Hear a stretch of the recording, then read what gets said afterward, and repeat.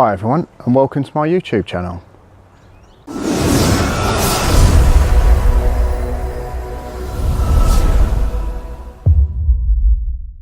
So today got a little bit something different. Got a fantastically bright sunny day today, and what I thought I'd try and do is to capture some splash photography.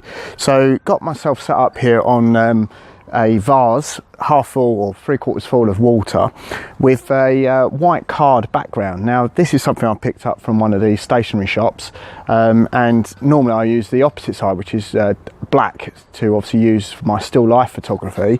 But today what I want to do is obviously shoot outside, so I can obviously open up or get as fast a shutter speed as possible, using obviously the bright sunshine bouncing off obviously the white surface where the vase is, and also the white background as well, so I can obviously capture that splash as much as possible. Hopefully work out really well.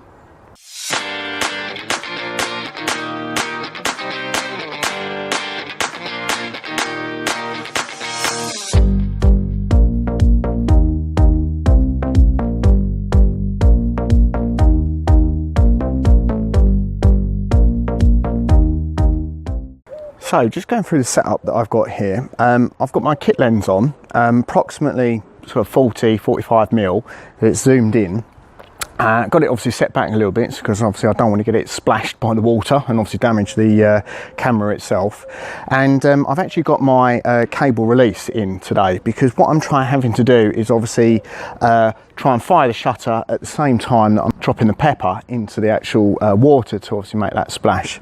So the settings I've got on the camera is to shoot in shutter priority mode, and obviously trying to get as fast a shutter speed as possible, so obviously freeze the splash as I mentioned earlier. So letting the camera calculate the aperture, and obviously taking it forward from there. I am actually trying to or set the camera on to continuous shooting as well, so obviously I can try and get that images, because it is a bit of a trial and error to try and obviously drop the pepper and then obviously capture the image as it's obviously splashing as well. So hopefully work out and see how we go.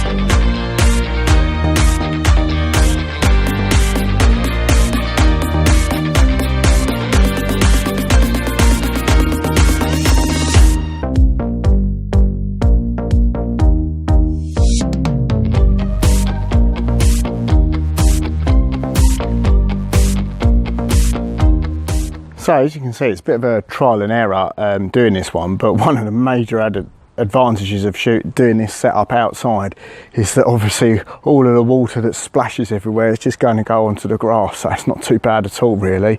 But it's quite good to try out with different fruits as well. So obviously you've got the pepper, tried a satsuma or orange, and I've also tried tomatoes as well.